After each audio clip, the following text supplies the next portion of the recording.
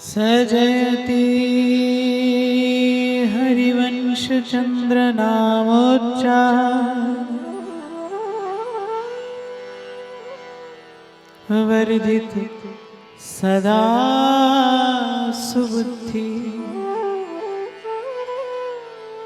रसिक अनन्य प्रधान सतु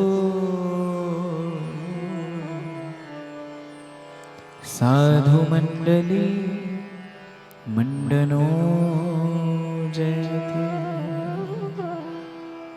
श्री राधा वल्लभो जयति श्री हित हरिवंश चंद्रो जयति श्री वृंदावनो विजयते सर्वभक्त चरण कमलेभ्यो नमो नमः।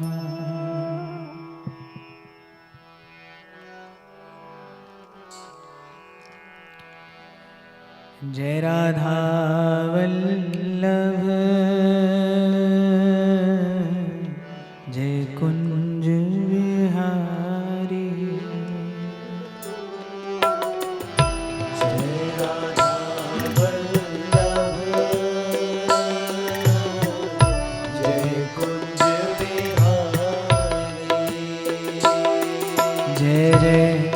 राधा वल्लभ जय कुंज विहारी जय राधा वल्लभ जय कुंज विहारी जय गोपी जन वल्लभ गोपी जन वल्लभ जय जय गोपी जन वल्लभ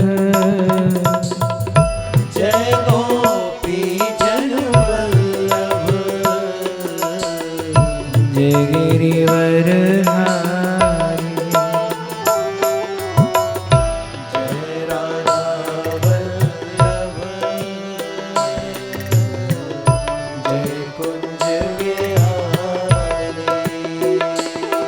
हे मुरली मनोहर हे राधा मुरली मनोहर जय राधा हे मुरली मनोहर हे राधा मुरली मनोहर हे राधा हे ब्रजनागर हे रस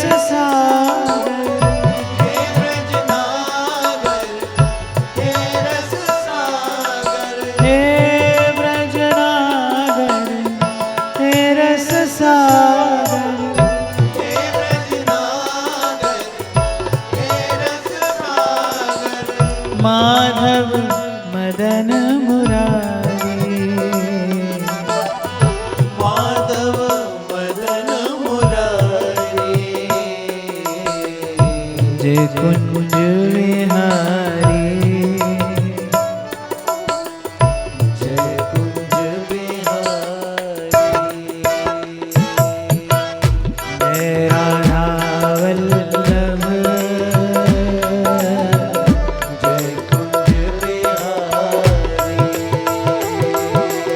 जय राधा वल्लभ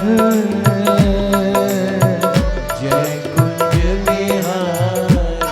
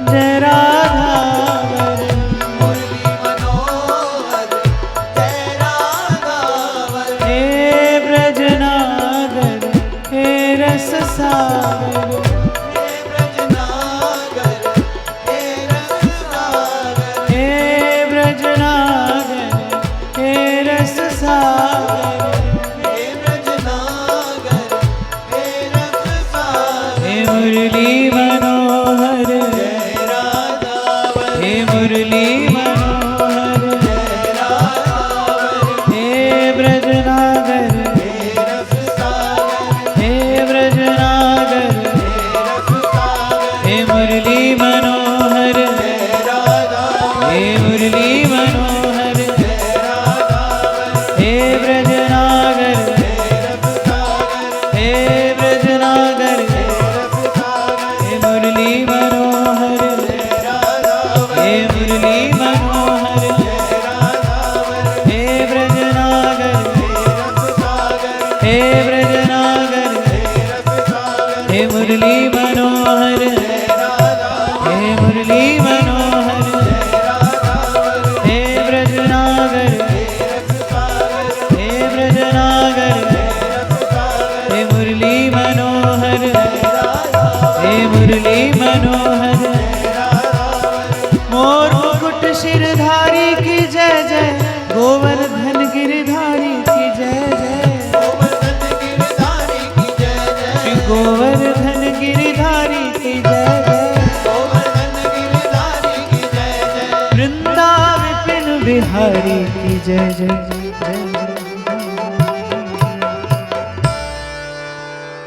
बोलो श्री कुंज बिहारी की जय जय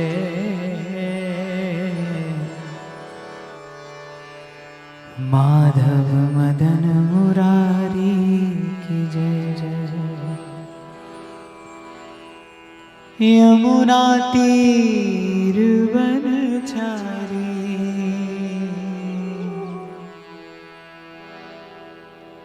केशव कलिमल हारी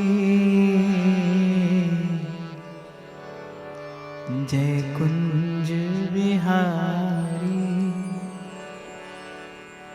जय जय कुंज बिहारी जय राधा वल्लभ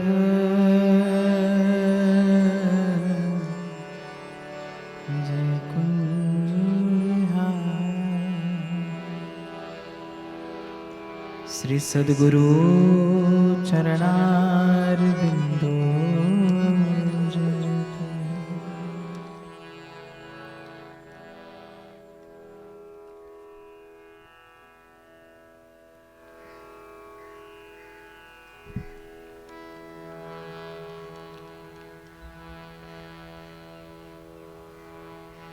संत अर्थात जो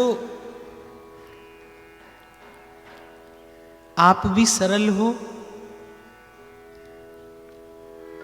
जो कोई निकट बैठे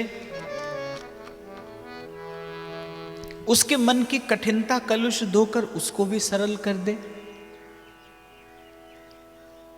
और मुझसे कोई पूछे कि संत का सबसे बड़ा प्रसाद क्या है, तो मुझे लगता है जो बिल्कुल दुर्गम को सुगम कर दे, दुर्लभ को सुलभ कर दे, सो ही संत है।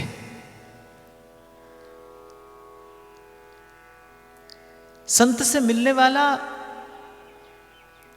जो सर्वश्रेष्ठ प्रसाद है वो यही है कि संत के पास बैठकर कभी ना कभी एक क्षण के लिए उस ईश्वर की अनुभूति सुलभ हो जाती है। संत ही कहते हैं कि सच्चे संत की शरण में बैठ मिले विश्राम। सूरज की गर्मी से तपते हुए तन को मिल जाए तरुवर की छाया, यही संत की पहचान भी है। और मुझे ऐसा लगता है कि इसी से संत पहचाना भी जाना चाहिए। कबीर साहब कहते हैं, जात ना पूछो साध की, पूछ लीजिए ज्ञान, मोल करो तलवार का और पड़ा रहने दो म्यान। जात ना पूछो साध की। यहां चमड़ा धोने वाला भी उसको पाता है, कपड़ा बुनने वाला भी उसका अनुभव करता है, मांस तोलने वाला भी उसको रिझा लेता है। बड़ी भूल हुई आपसे और मुझसे संत का दर्शन करने में, संत को समझने में। इसीलिए संत से मिलने वाले लाभ से आप और मैं वंचित रहे आए। नारद जी भी भक्ति सूत्र में कहते हैं, पहले तो संत का मिलना ही कठिन है, फिर मिल जाए, फिर सत्संग कठिन है। ये बड़ी विचित्र बात है, संत के मिलने पर भी और कभी कभी तो संत के पास बैठने पर भी सत्संग नहीं हो पाता। मैं तो ये मानता हूं कि सच्चे संत की शरण में उसके निकट भी कुछ देर बैठने का अवसर मिले तो ये प्रभु की परम कृपा है। पर फिर भी आपकी ओर से भी यदि संग हो जाए, फिर तो नारद जी कहते फिर वो क्षण अमोघ है। वो आपके जीवन में कुछ ऐसा रच देगा, वो आपके जीवन में आज कोई ऐसा बीज डाल देगा जो कभी ना कभी प्रेम के फल के रूप में अंकुरित हो जाएगा। पर यदि आपकी ओर से भी संग हो जाए, मैं कई बार एक उदाहरण दिया करता हूं कि महादेव के मन में इच्छा हुई राम कथा श्रवण करने की। यद्यपि वो स्वयं कथा के आदि वक्ता हैं, पर मुझे ऐसा लगता है कि सुनने में भी आनंद है और सुनाने में भी आनंद है। सुनने वाला मिल जाए तो सुनाइए और सुनाने वाला मिल जाए तो सुनिए। हरि की कथा है, सुनकर सुनाकर दोनों ही विधि से सुख देती है। तो एक बार महादेव के मन में इच्छा हुई कि मैं भी राम कथा का श्रवण करूं। तो महादेव महर्षि अगस्त्य के आश्रम में पहुंचे राम कथा का श्रवण करने के लिए। महर्षि अगस्त्य ने देखा भगवान शंकर आए हैं माता सती के साथ, तो अपने आसन से उठकर खड़े हुए, सुंदर आसन दिया, चरण धोकर उनकी पूजा की। और महादेव अपने मन में ये विचार करते हैं कि देखो कितने विनम्र और कितने उदार है महर्षि। मैं तो वक्ता बनाकर आया हूँ, मैं तो स्वयं श्रोता बनकर आया हूँ, और नियम तो ये है कि श्रोता को वक्ता का पूजन करना चाहिए। और यहाँ बिल्कुल विपरीत घटना घट रही है कि ये वक्ता होकर और मेरे चरणों का पूजन कर रहे हैं। कितने उदार हैं, कितने विनम्र हैं। और आपको एक बात मैं निवेदन करूं, आशीर्वाद कभी भी देने की आवश्यकता नहीं होती। आशीर्वाद तो किसी के मन में कभी आपके लिए सहज में ही घट जाता है। कभी कभी हो सकता है कि जो आपको आशीर्वाद देता हो उसे आशीर्वाद अपने शब्दों में व्यक्त करना आता ही ना हो। और मैं तो ये समझता हूं कि आशीर्वाद तो हृदय के बहुत भीतर, कहीं बहुत भीतर एक मौन रूप से घटने वाली घटना है। कई बार तो ऐसा भी होता है जिसे आशीर्वाद मिलता है उस क्षण उसे भी खबर नहीं पड़ती और देने वाला भी नहीं जानता कि क्यों दिया जा रहा है। ये एक ऐसी घटना है जो आपके भीतर कभी घट जाती है। ऐसे मुझे लगता है कि जब महादेव ने देखा कि महर्षि अगस्त्य कितने विनम्र हैं, कितने उदार हैं, और एक बात यहाँ पर मैं और निवेदन करूं, विद्या ददाति विनयम, जो कुछ जानता है सत्य के विषय में, और अगर मैं सीधे सरल शब्दों में कहूं जो प्रभु के विषय में कुछ जानता है, जो कुछ प्रभु को जानता है, कुछ प्रभु का स्वरूप स्वभाव जानता है, उसके जीवन में आपको कुछ मिले न मिले, उसके जीवन में कोई और गुण आप देखें ना देखें, उसके पास विनम्रता अवश्य होगी, झुका होगा। सीधी सी बात है। चारों ओर देखो, जिस डाल पर फूल लग जाए वो डाल झुक जाती है, जिस वृक्ष पर फल लग जाए वो वृक्ष झुक जाता है। जिसके पास भीतर कुछ होगा, जिसने भीतर से कुछ पाया होगा, जिसने उसको जाना होगा, जिसने उसके स्वरूप स्वभाव का कोई परिचय पाया होगा, वो स्वभाव से झुक जाएगा। तो महादेव विनम्रता देखकर महर्षि अगस्त्य की बड़े प्रसन्न हुए। कुछ कहा तो नहीं, लेकिन मुझे ऐसे लगता है कि महादेव के मन में कहीं ना कहीं वो आशीर्वाद की घटना घट गई होगी। महादेव ने दिया नहीं, महर्षि अगस्त्य ने मांगा नहीं, पर महर्षि अगस्त्य को आशीर्वाद तो मिल ही गया होगा। वहीं साथ में बैठी थी माता सती। जब महर्षि अगस्त्य उनके चरणों का पूजन करने लगे तो माता सती के मन में क्या भाव आता है कि अरे जो हमारा ही पूजन कर रहा है वो क्या हमको कथा सुनाएगा।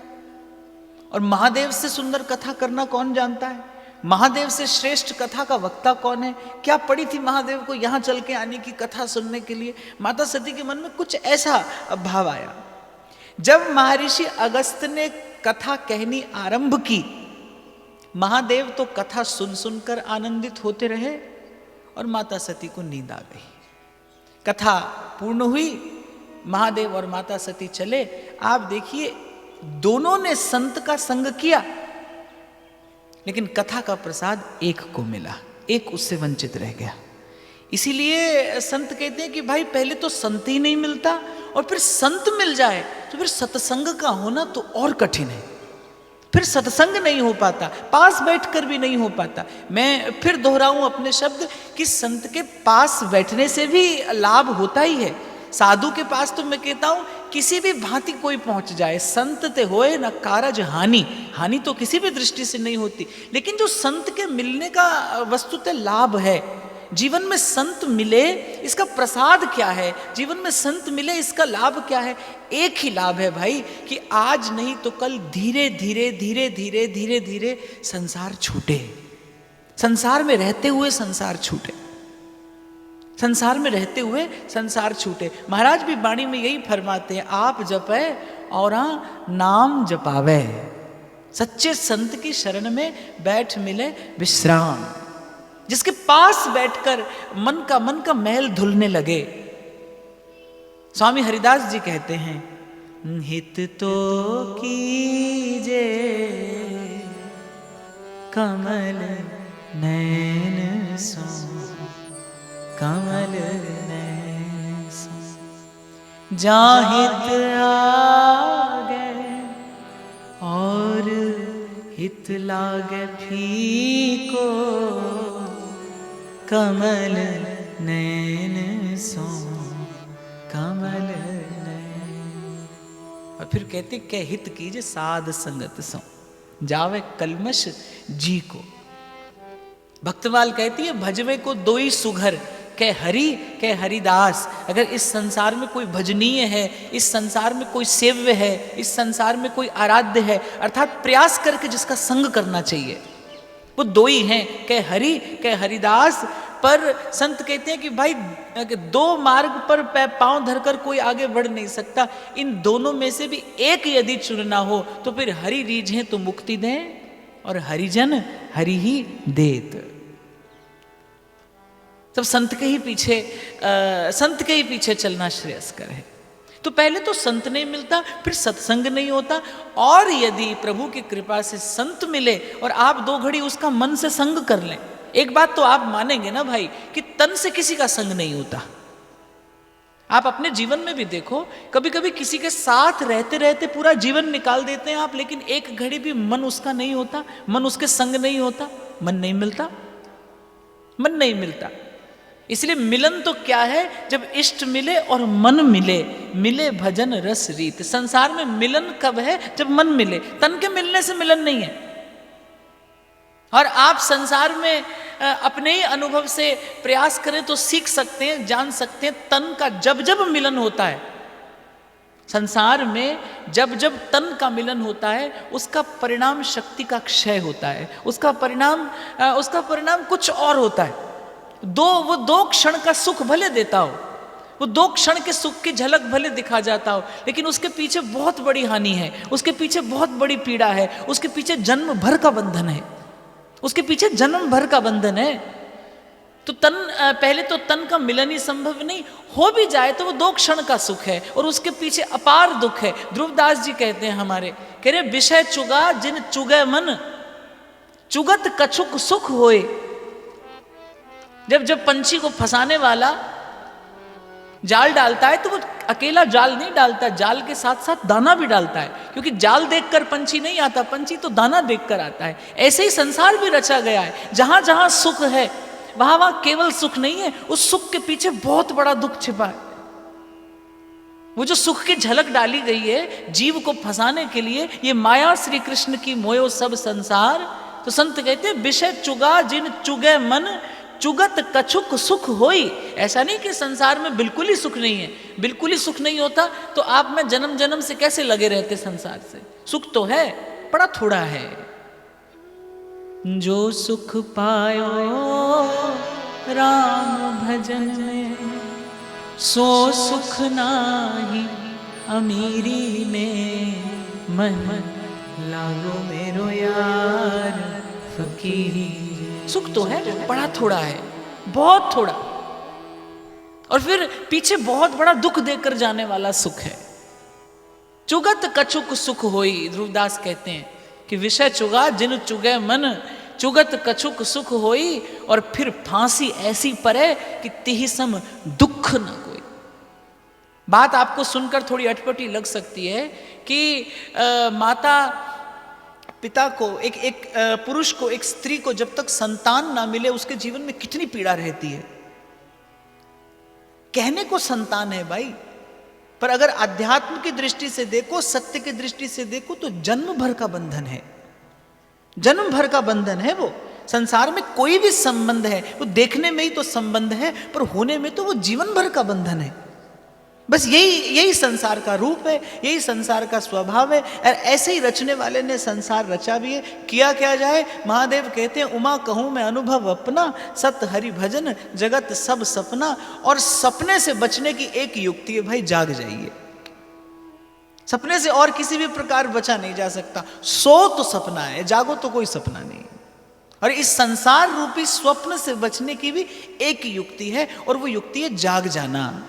और जागा सो जन जानिए, देखे निज गुण दोष। जाग जाना अर्थात बुद्धि में जो विवेक सोया है उसे जगा ले कोई।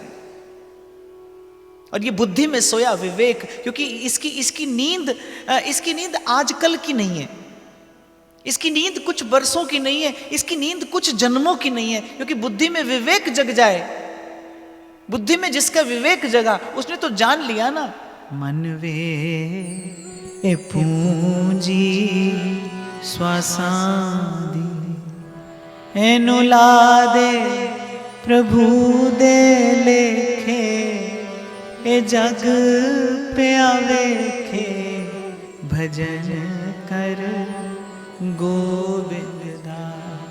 मन वे भजन कर गोविंद दा। जो जाग गया वो सार की बात जान लेगा कि भाई इस संसार में सार क्या है। तो इस संसार से बचने की युक्ति क्या है कि बस आप जाग जाइए। और जागना क्या है, जिसकी बुद्धि में सोया विवेक जग जाए। और जिसका विवेक जगा है वो एक ही बात कहता है, सांस सांस सिमरै गोविंद, मन अंतर की बिणसै चिंत। तो मैं निवेदन ये कर रहा था आपसे कि संत के पास बैठने को मिले तो आप थोड़े सावधान रहना कि केवल बैठना ही न रह जाए, संत से कुछ लेकर उठें। साईं बुल्ले शाह कहते हैं कि मुर्शिद से मिलने से पहले बुल्ला कुछ और था, हुण मैनू कौन पिछाणे, मैं हो गई होर दी होर। सतगुरु मेरे आ कीता है कमाल जी। और ये कमाल ही होता है भाई, गुरु का मिलना कमाल है। गुरु पूरा हो, जिसको महाराज बार बार वाणी में कहते हैं। महाराज ने जब जब वाणी में गुरु कहा, अकेला गुरु नहीं, गुरु पूरा। नानक को प्रभ भय कृपाला, सतगुरु पूरा पाया। गुरु पूरा पाइए बड़भागी, गुरु की सेवा दुख न लागे। पूरे गुरु का सुन उपदेश, और पार ब्रह्म निकट कर टेक। गुरु पूरा पूरा मिले तो भाई, मैं तो कई बार कहता हूं कि संसार में सबसे बड़ा चमत्कार क्या है, बस ऐसे ही किसी सच्चे संत का मिल जाना, ये संसार में होने वाला सबसे बड़ा चमत्कार है। आप नहीं रहते। और बाबा बुल्ले शाह एक बड़ी प्यारी बात कहते हैं फुल्ला दा तू अतर बना। अपनी बाणी में कहते हैं बुल्ले शाह, कह रहे बुल्लिया फुल्ला दा तू अतर बना, अतरा दा तू कड दरिया, उस दरिया विच भी रज के नहा। जहां से मैंने आज अपनी बात कहनी शुरू की ना, संत कौन जो दुर्लभ को सुलभ कर दे। ये संतों की वाणी है कि जिसको वेद नहीं जान पाते, जिसको बड़े बड़े योगी समाधि में नहीं देख पाते, अनेकों जन्म प्रयास करके जो उस तक नहीं पहुंच पाता, संत की वाणी उस तक सहज में पहुंचा देती है। तो साईं बुल्ले शाह कहते हैं कि फुल्ला दा तू अतर बना, अतरा दा तू कड दरिया, ते उस दरिया विच तू रज के नहा। पर कहते हैं फिर भी तेरी बू नहीं मिटनी। बुल्लिया फिर भी तेरी बू नहीं मिटनी, पहले अपनी मैं मिटा।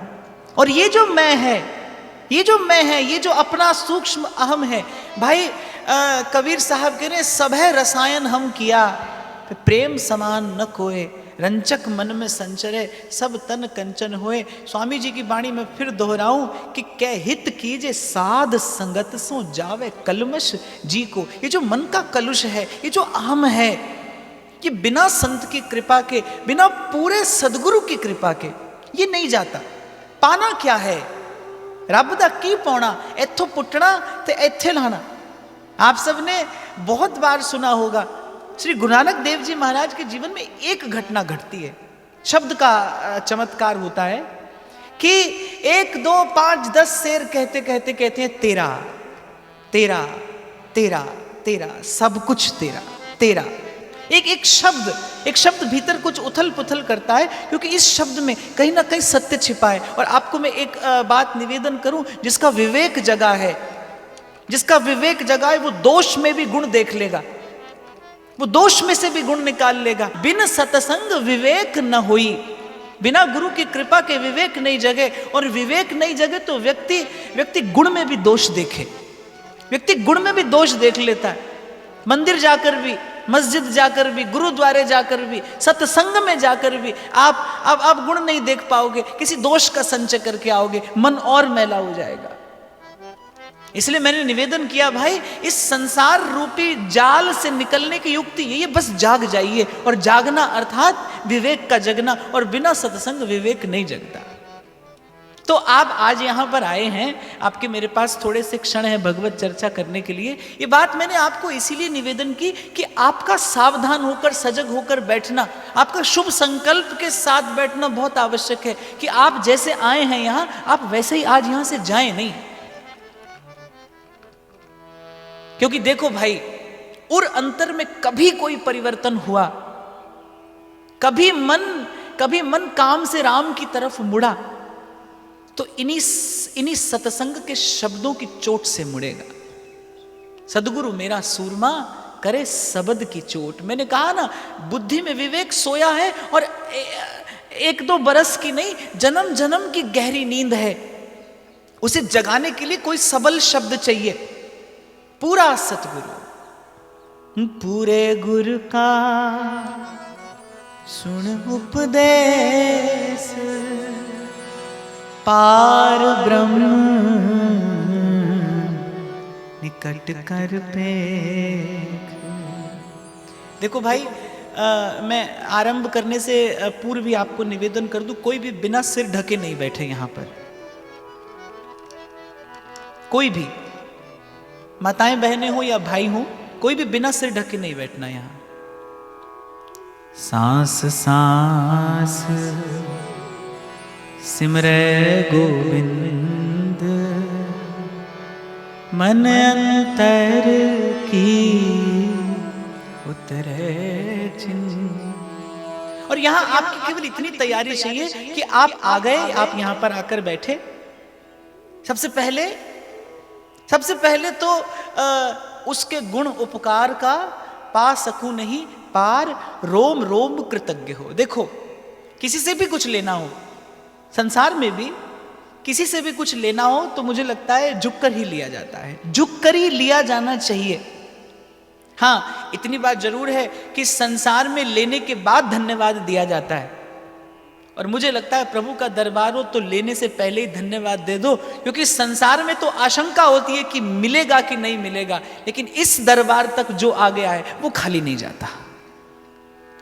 सतगुरु मेरे कीता है कमाल जी, सतगुरु मेरे कीता है कमाल जी, शहनशाह बनाया मैनू, शहनशाह बनाया मैनू, जुगां दी कंगाल सी किवें लभे शाम मैनू, पुछदियां सारियां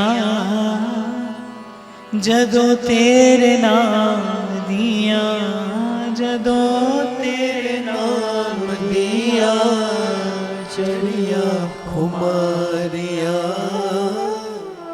तो ये जो कुछ बातें मैंने आपसे निवेदन की कि संत मिलना कठिन और संत मिल जाए तो सत्संग होना कठिन।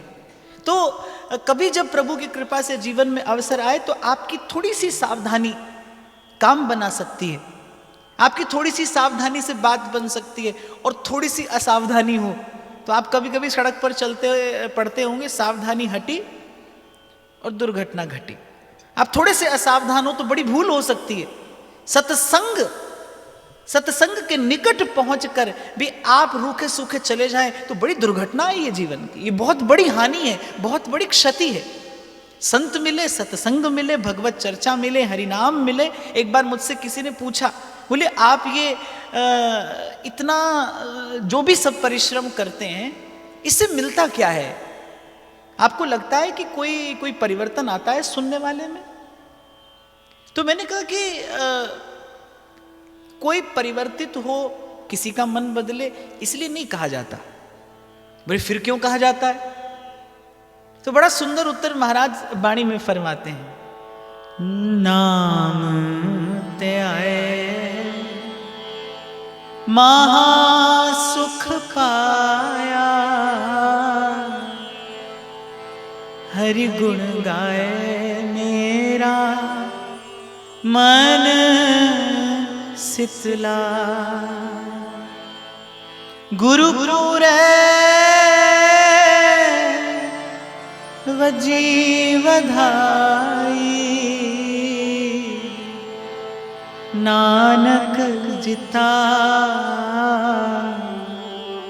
बिखाड़ा जी